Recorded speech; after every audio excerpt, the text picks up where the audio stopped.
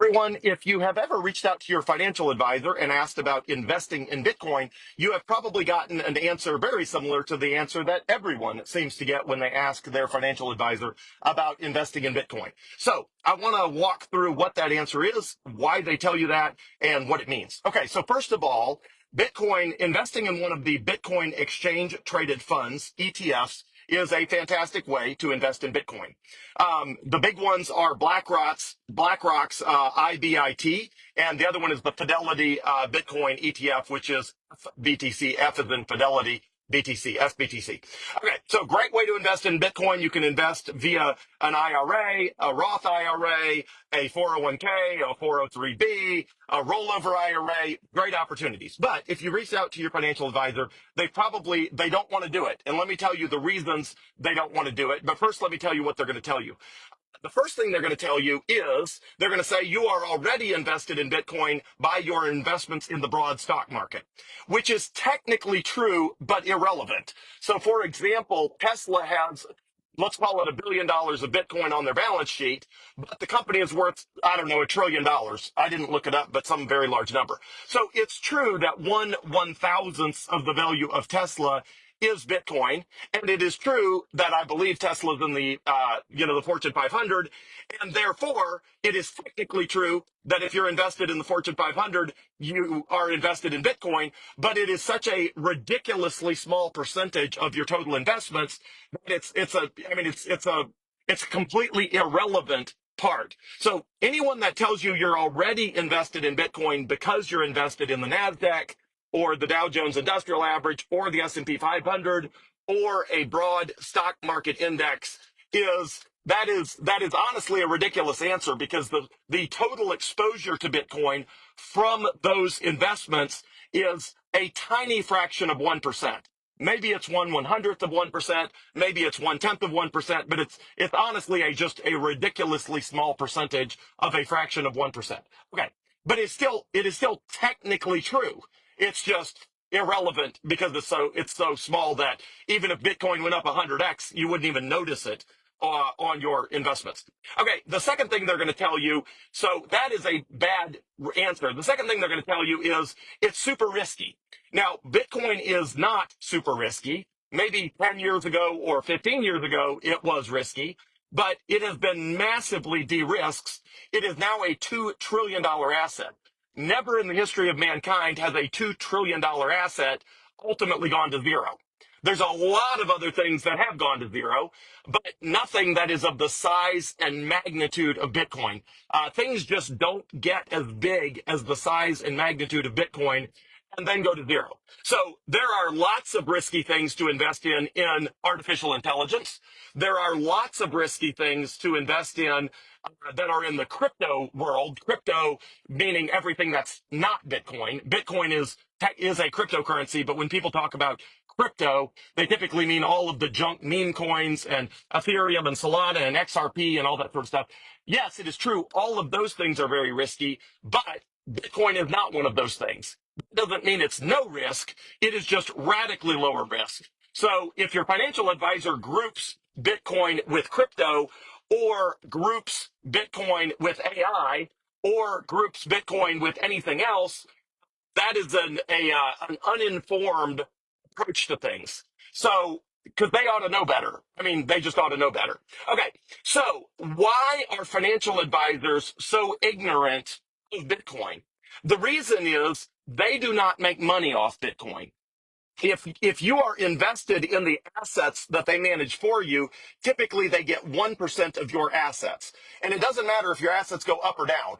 Regardless, you can have the worst year ever, they're still going to get 1% of your assets. You can have the best year ever, they're going to get 1% of your assets. I mean, you could lose in a major economic downturn, 45% of your stock market value, they're still going to get 1% of whatever's left. So they have a very strong financial incentive to keep you invested in the things that they actively manage, because that is how they make money. So anytime a financial advisor moves money from one of the actively managed portfolios that they have it in over to Bitcoin, they lose that 1% because they are not actively managing that asset for you. The same is true if you called up your financial advisor and said, I want 100 shares of Microsoft or Apple or Amazon or Tesla or Nvidia or Google. If you invest in any individual stock, they also don't want they you do not the financial advisor does not get that 1%. So the financial advisors have a very strong incentive to not want you to invest in individual things because they lose the 1% of anything that you invest in that they are not actively managing for you. Now, that does not mean that, the financial planner is evil. It doesn't mean they have, bad intentions. It just means they have a strong financial incentive for you not to do that. So the reason that financial advisors do not recommend you invest in Bitcoin is because they are ignorant about Bitcoin. So why are they ignorant about Bitcoin? They are ignorant because they have a negative financial incentive to educate themselves. If they educate themselves about Bitcoin and if they realize it's a good investment, then they feel compelled to tell you to invest in it. But the problem is, if you invest in it, they lose that 1% that they get on your assets for any money that you invest in it. So again, I'm not saying it's malicious. I'm just saying that is the incentive. And there's a very famous saying, I forget who it's attributed to, but there's a very famous saying, there's, it is very difficult to get a man to understand something when his financial livelihood depends on him not understanding it, right? So if your financial livelihood is dependent on you not understanding something, then it's very hard to get you to understand it. And there's no incentive to research it. So very few financial advisors spend any time researching Bitcoin. And the reason is because they have no financial incentive to research Bitcoin. And it's because if they understand Bitcoin and then feel compelled to tell you it's a good idea, they lose money when you invest in Bitcoin. You probably, I believe, many people believe, will make a ton of money from Bitcoin. At least that let's just say it's not get rich quick or anything like that. I just believe, and a gazillion other people do as well, that Bitcoin will outperform everything else you could possibly be invested in the long term. That's what I believe. Okay. So, but again, they do. So you are much better financially if you have been invested in Bitcoin for the last 10 years as compared to any other asset. You are way better off. The problem is your financial advisor is not better off because they have not been getting that 1% that they get over and over and over every single year, no matter what. So again, if you wonder sort of why are financial advisors advising against it, one, they have a fiduciary responsibility of protecting their clients from scams and sort of bad investing behavior. But again, that is not Bitcoin. So I would agree with them saying, yeah, you should not put all your retirement in Nvidia or in Tesla or in whatever. And I don't recommend people put their entire investment in Bitcoin either. As I always say, I am not a licensed or accredited financial advisor, tax advisor, lawyer, accountant. I'm none of those things. But I think it is my opinion as an individual in a world of free speech that something like 20% or 30% of a retirement fund for somebody who's got, plenty of years ahead of them and plenty of time to make money and plenty of time to adapt to changes in the economic landscape, I think that makes a ton of sense because you 10x or 100x 20 or 30%, that's a huge amount of money. 10x 1%, it literally changes your retirement by 10%. If you 10x 1%, it's only 10%, which is not that much. So again, financial advisors have a very strong incentive to steer you away from anything that they don't get fees on. And frankly, other than Bitcoin, I would generally agree with them. So if somebody called me out of the blue and said, my financial advisor is discouraging me from investing in XRP or Ethereum or Solana or the Trump meme coin or Nvidia stock, I would say, well, I generally agree with those. Each of those are risky investments. Each of those, especially meme coins, could go to zero. Things like the Trump coin and XRP almost certainly will go to zero. NVIDIA will probably be outcompeted by some other company at some point. Maybe not, but they could. But all of those things are risks that do not apply to Bitcoin for all of the reasons I've covered on more than 200 videos so far that I've posted on Facebook.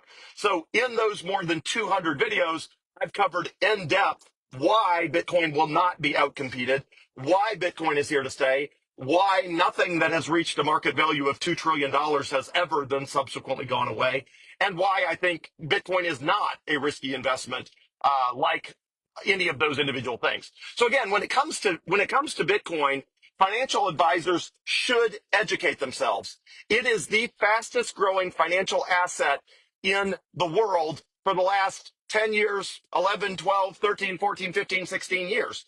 If you are a financial advisor, shame on you if you are ignorant of Bitcoin. You should not call yourself an accredited financial investor if you are not well versed in Bitcoin. That's ridiculous. It's a $2 trillion asset class. It is literally the seventh largest asset in the entire world. If you are in the world of investments and financial advisement and all of that, you should understand that. Now, that doesn't mean you have to recommend it to your clients. That's entirely up to you. It's based on your judgment of the facts, your judgment of your client's risk tolerance and all that sort of stuff. But you should not be ignorant. The seventh largest asset class in the world. If you are ignorant of it, that is your fault. So let me recap here and then I'll think if I have any other thoughts. So the recap is, let me get a drink and I'll recap. Okay, so the recap is financial advisors have a very strong incentive to tell you not to invest in Bitcoin. They have a very strong financial incentive to remain ignorant about Bitcoin. And they have a very strong financial incentive to group Bitcoin with risky things like AI or individual stocks like Nvidia or Tesla or things like that. They have or crypto or meme coins or whatever. They have a very strong financial incentive to do that. They have a responsibility, in my opinion, to educate themselves about every financial asset because they are claiming to you to be well versed in financial assets. And that's what they're supposed to be doing. So if I'm in the world of technology and I'm completely ignorant of AI, you would say, how did you miss AI? Like AI is a huge deal. Like if you're a technologist who likes to be on the cutting edge of everything, you should understand Bitcoin. You should understand AI. Like now, I think AI is way too risky of an investment for people for all reasons I've covered in other videos. But the same is not true of Bitcoin for the reasons, again, I've covered in a gazillion Bitcoin, videos. So all of that to say, there is one and only one good reason why a financial advisor would not invest your money in Bitcoin, and that is if they are not allowed to. So a lot of the investment advisors, their regulatory compliance teams have issued guidance on Bitcoin that does allow them to invest in Bitcoin, including BlackRock, which is the largest money manager in the entire world. Same with Fidelity, same with Franklin Templeton, same with, there's a ton of them, right? So a bunch of the wealth advisors and wealth advisor networks, which if you're part of a specific group, you can only recommend products to clients that are approved by that group.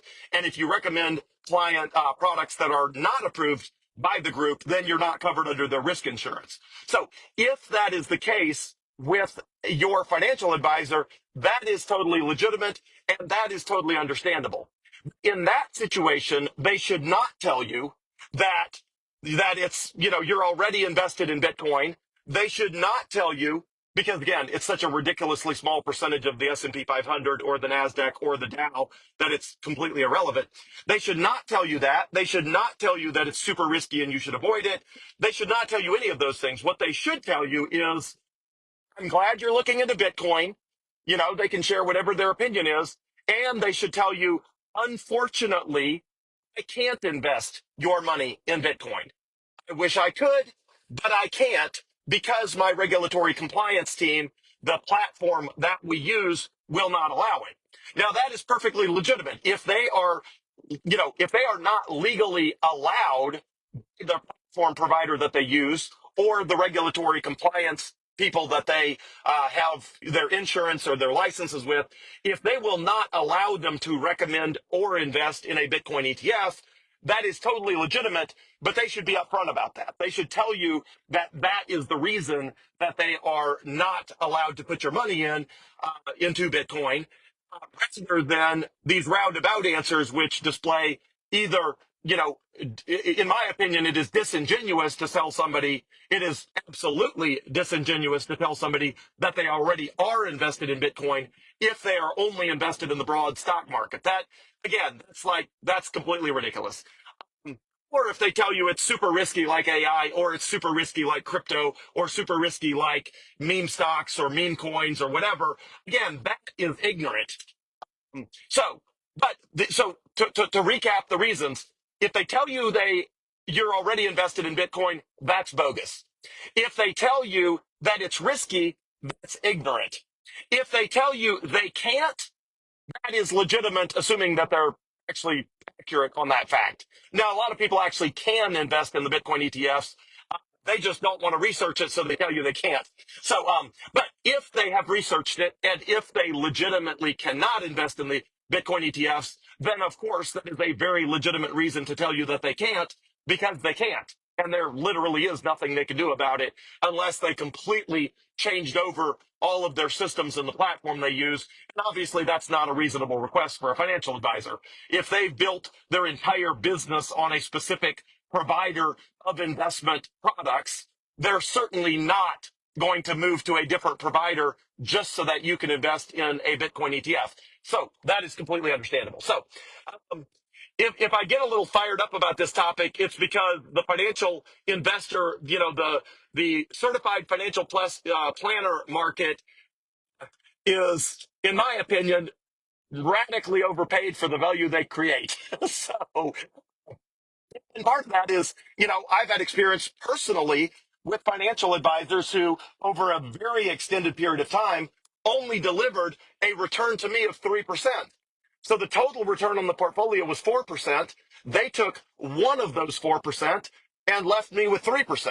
So I've got a portfolio here that's more than a decade old, and literally one quarter of the returns of the entire portfolio have gone to the financial advisor. Now, if you want to get somebody fired up, I tell them over more than a decade that the total returns from a portfolio are 4%, and they only get to keep 3% annually because the financial advisor took a quarter of the money.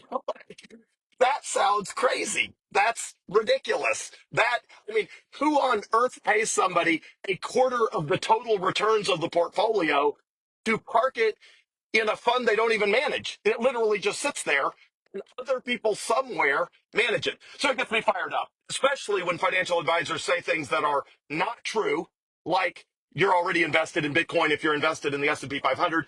Give me a break. That's ridiculous. Your exposure is like 1/110th or 1/100th of 1% of your portfolio. That's just crazy. Or they tell you it's super risky and they compare it to AI or crypto or meme coins or meme stocks. Come on, it's just ignorant. I have a low tolerance for ignorance. Um, if they literally can't do it, they should just be upfront about that, and that's totally forgivable. So, hope all this helps. Have a great day, everyone. Thanks.